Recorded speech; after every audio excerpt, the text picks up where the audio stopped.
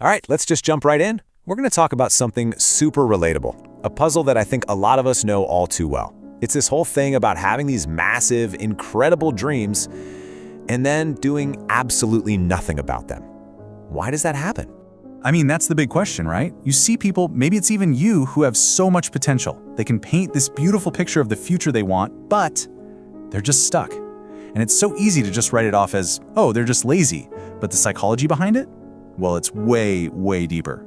So let's dig in. There's actually a name for this. We'll call it the dreamer's paradox. You know the type. They're just overflowing with ambition. They can talk your ear off about the business they're going to start, the novel they're going to write, the marathon they're going to run. But when you look at what they actually do day to day, nothing changes. It's like their potential is off the charts, but their progress is stuck at zero.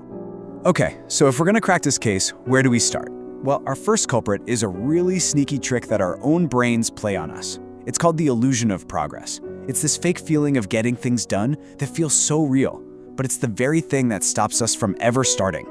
And this is where it gets crazy. The idea is called premature achievement. Get this, just daydreaming about your success, picturing yourself crossing that finish line, your brain actually gives you a little hit of dopamine, that feel-good chemical. It feels great. The problem is it feels so good that your brain gets confused and thinks, hey, we're already making progress. And just like that, the actual motivation to get up and do the hard work, poof, it's gone. And this really breaks down why it's such a powerful trap. Thinking about your potential, it's a highlight reel. It's exciting, it's full of endless possibilities. But the reality of making progress? It's usually slow, it's repetitive, and let's be honest, a lot of it is just plain boring. So people get hooked on the feeling of success, on the dream of who they could be, because it's so much easier and more fun than the grind of actually becoming them. All right, on to culprit number 2, and this one is really counterintuitive. You'd think the problem is a lack of motivation, right? But here, it's the exact opposite. The ambition is so big, the dream is so perfect that it creates this paralyzing fear of messing it up. This is the perfection trap. And here's the key thing to understand. The fear isn't just about failing. It's about what failing means for your identity. See, in your head, you're this person who could be a great success. But if you try and it doesn't work out, that whole story falls apart. So to protect that vision of yourself, that potential, you just plan and plan and plan. You never actually do the thing, because planning feels safe. I love this quote. It just nails it, doesn't it?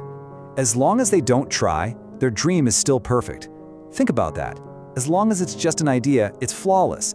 But the second you try to bring it into the real world, it's going to get messy. It's going to have flaws. And so will you. So it feels way safer to just keep it locked up in your mind where it can stay perfect forever. And this leads right into the waiting game. This is such a classic sign of the perfection trap.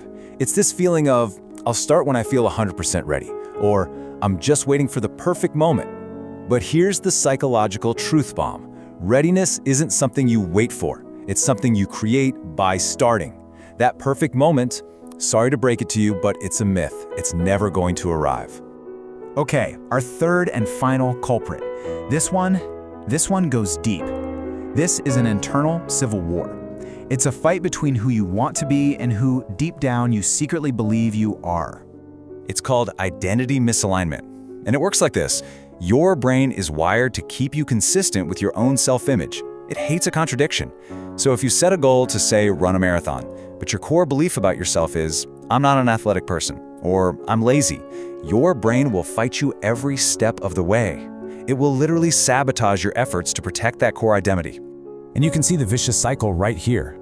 Step 1, you have the goal. I wanted to do this amazing thing. Step 2, that little voice in your head pipes up. Yeah, but we're not the kind of person who does that. And step 3 is the result, total paralysis. You get stuck in this loop of overthinking and self-doubt, and it is mentally exhausting. Before you've even lifted a finger, you feel completely drained. So, let's recap. It's not just one simple thing, is it? It's more like this tangled web of mental traps. We've just broken down the 3 big ones. You've got the illusion of progress, which feels good but does nothing. Then there's the perfection trap, which keeps your dream locked away and safe. And finally, that deep-seated identity conflict, where your brain is literally working against you. Okay, so we've seen all the things that go wrong. We've identified the culprits, so what's the big takeaway? What's the fundamental difference between the people who just dream and the people who actually do? And it really boils down to this. It's not about talent, it's not about being the smartest person in the room. Everybody has big dreams.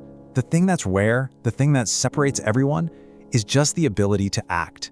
It's being able to take one small, messy, imperfect step forward, especially when every part of your brain is telling you not to. So I want to leave you with this one final question to really think about. Forget about being ready. Forget about waiting for the perfect moment. What is one tiny, almost laughably small action you could take right now to move your dream from your head into the real world? What's that one small step you can take before you feel ready?